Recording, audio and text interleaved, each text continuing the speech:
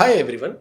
मैं आज आपसे सिट्स बात जो हम कॉमनली एनल सर्जरीज में प्रिस्क्राइब करते हैं, सर्जरी के बाद प्रिस्क्राइब करते हैं, उसका मैं प्रॉपर तरीका मैं आज आपसे डिस्कस करने जा रहा हूँ। सिट्स बात हम किसे कहते हैं, इसका यूज़ क्या है, ये कैसे करना चाहिए और इसके एडवांटेजेस क्या हैं, ये मैं आपसे ब्रीफली डिस्कस करूँगा। सिट्स बात मतलब एक छोटे से टब में ल्यूक वार्म वाटर, मतलब इस प्रकार का वाटर, पानी जो ज़्यादा गर्म ना हो, जो ज़्यादा रूम टेम्परेचर पर भी ना हो, ल्यूक वार्म, जो आपको गर्मी भी प्रोवाइड करे और आपको सूथिंग इफेक्ट भी प्रोवाइड करे, उस प्रकार का वाटर आप अगर एक टब में आप डालकर उसमें अगर आप बैठेंगे 5 to 10 मिनट्स, तो उसको हम सिट्स बात कहते हैं। इसके एडवांटेजेस क्या होते हैं? सिट्स बात कुछ पेशेंट्स को एनल प्रॉब्लम्स में दिया जाता है, जैसा कि फिशर, जैसा कि एनल पेन, जैसा कि एनल इचिंग, और सर्जरीज के बाद यूजुअली प्रिस्क्राइब किया जाता है, जैसा कि फिशर की सर्जरी, जैसे कि हुई पाइल्स की सर्जरी, जैसे कि फिस्टुला की सर्जरी। इस प्रकार और इस जो कैटेगरी ऑफ पेशेंट्स है उनको हम सिट्स बात एडवाइस करते हैं। इसका रीज़न क्या है, इसके एडवांटेजेस क्या हैं? सिट्स बात में हम वार्म वाटर यूज़ करते हैं। वार्म वाटर एनस के पास टच होने से ये सूथिंग इफेक्ट प्रोवाइड करता है। इससे एडिमा यानी सूजन कम होती है, इससे पेन कम होता है, और इससे टिश्यूज़ का जो हीलिंग प्रोसेस है, स्पेशली उन पेशेंट्स के अंदर जिसको हम सर्जरी के बाद प्रिस्क्राइब करते हैं, उसके अंदर ये वाटर ना सिर्फ पेन कम करता है, स्वेलिंग कम करता है और टिश्यू की हीलिंग में भी हेल्प करता है, यानी टिश्यूज़ ज़्यादा तेज़ी से हील होते हैं। और इसके अलावा एनल एरिया में स्टूल पास करने के बाद जो स्टूल पार्टिकल्स जो एनस के अतराफ स्टक हो जाते हैं या लग जाते हैं, उसको ये वाटर क्लीन भी करता है। तो सिट्स बात के एनल सर्जरीज में और एनल कंडीशंस में काफ़ी ज़्यादा एडवांटेजेस होते हैं।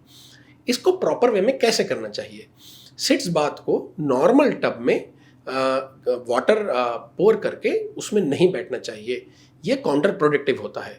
नॉर्मल टब में अगर आप बैठेंगे तो आपके वो प्रॉपरली बैठ नहीं पाएंगे और आपके पाँव में दर्द भी होगा, दिक्कत भी होगी, कमर में भी दर्द होगा, दिक्कत होगी, और ये प्रॉपरली नहीं होता है और उसका इफेक्ट ज़्यादा नहीं होता है। नॉर्मल टब में ये नहीं किया जाता है। ये एक प्रॉपर टब होता है जिसको हम सिट्स बात टब कहते हैं। ये कैसा होता है?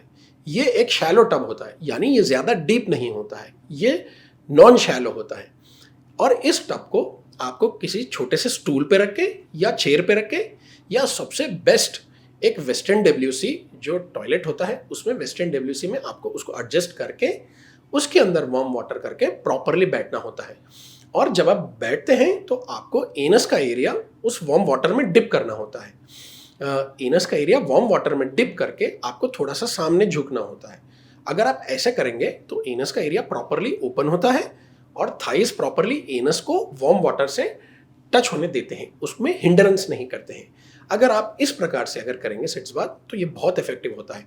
आपका पेन जो है, डिस्कम्फर्ट जो है और अनक्लीननेस जो है सर्जरी के बाद जो देखने को मिलता है, ये सारे हम सिट्स बात से डील कर सकते हैं।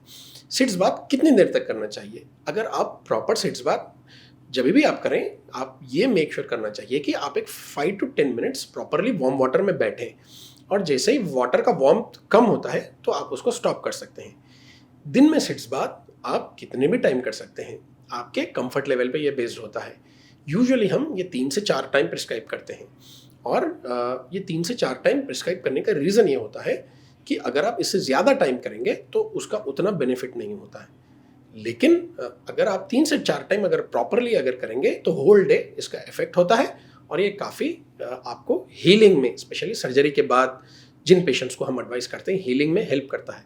और सर्जरी से पहले उन पेशेंट्स को जिसको फिशर होता है या थ्रोम्बोज्ड एक्सटर्नल हेमोरॉइड्स होते हैं, और जो पेनफुल हेमोरॉइड्स जिन पेशेंट को होते हैं, उनके अंदर ये काफ़ी बहुत इफेक्टिव होता है। Thank you.